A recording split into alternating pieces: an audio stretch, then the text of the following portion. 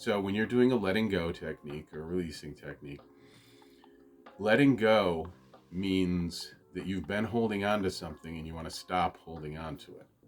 So when our emotions come up, like fear, for instance, fear comes up, we want to get rid of it. So then we tend to go to distracting ourselves with whatever it is we distract ourselves, going on the computer or drinking alcohol or smoking pot or doing some drugs or whatever it is that we do to distract ourselves. So because we don't want it, right? We don't like it. We don't like the feeling of fear. So when you're doing the releasing, it is about allowing it to be there and accepting that emotion rather than trying to get rid of it.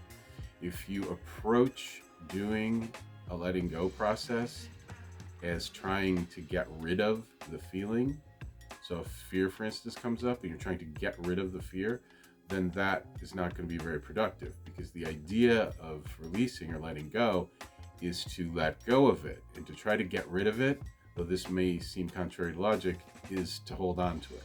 When we try to get rid of emotions, we try to run away from them, that's when we're holding on to them. And that's exactly the problem we're trying to solve, is learning to let go of them instead of push them away. When you push something away, you're actually holding on to it. Your intention is to get rid of it, but you can't. So we don't want to push the emotions away. We don't want to get rid of the emotions. We don't want to flee from them. We don't want to push them away from us or get us away from them. We want to sit with them and be with them and accept them and allow them and let them do what they normally do and not interfere in that process. And this is the issue, that humans at some point developed the skill to be able to repress and suppress their emotions and to be able to distance and move themselves away from them. And being able to push your emotions down into your body is, a good skill. If you're in a combat situation or some other emergency situation, a natural disaster, then it can be beneficial to be able to suppress those emotions so you don't have to deal with them right now because something more important is going on. So that's a great skill. There's nothing wrong with it. But what happens somehow in our society, really every society in the world, people have gone to the default of suppressing their emotions whenever they don't feel like feeling them, whenever they don't like them, whenever they're uncomfortable. So, and that's basically almost everybody all the time.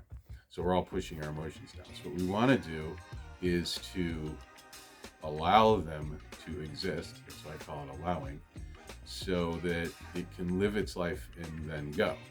So emotions are like, there's something like the weather. They're temporary. They really only last a short period of time, usually only a few seconds. But when we hold on to them, they continue to last, and they'll just get shoved down, and then they will come up at inappropriate or unexpected times. Because when you shove them down and you suppress them, they don't go away. They just get stored in your body, and they will come out at some point because the energy has to go somewhere. And it's trying to do its natural process of moving through you, but you're stopping that from happening. So you want to allow that to happen, and to run from the emotions, or to even just approach the allowing or letting go process in such a way that you're trying to get rid of the emotions will undermine the process. So you want to approach the process in a accepting, allowing way. Because really, the name letting go or the name releasing only describes the third step in the process. So there's 3 steps in the letting go process. The first is becoming aware of it. So revealing it, like finding it. So in order to let go of an emotion, first you have to find it. So that first step is to become aware of it, to find it. And then the second step is to allow it to be there. This is very important. You have to allow it to be there and just let it do its thing and be hands off. Because this is the real crux of the issue, is that have been hands on. Even though it's outside of our awareness and it's a subconscious thing that we're doing, it's learning to become aware of that subconscious act and then stop doing it. Because really, allowing is releasing is a process not of doing something, but of finding out what we're doing that we're unaware of and stopping doing it. So ceasing to do something. So in that third step is to let go, to let it go on its way. So the emotion, I like to think of emotions as like a stream going by, and you can think of it as leaves in the stream or just the water going by in the stream. And they just come and then they move through and then they go, and that's it. They just move on by. But what we're doing is going out into the stream and trying to stop them. So when we don't like them, we try and stop them from coming. And when we do like them, we try and stop them and get them to stay. Either way, they end up getting suppressed, and the energy that has to go somewhere gets pushed into our bodies and causes all kinds of problems, right? And it's just going to come back at some other point.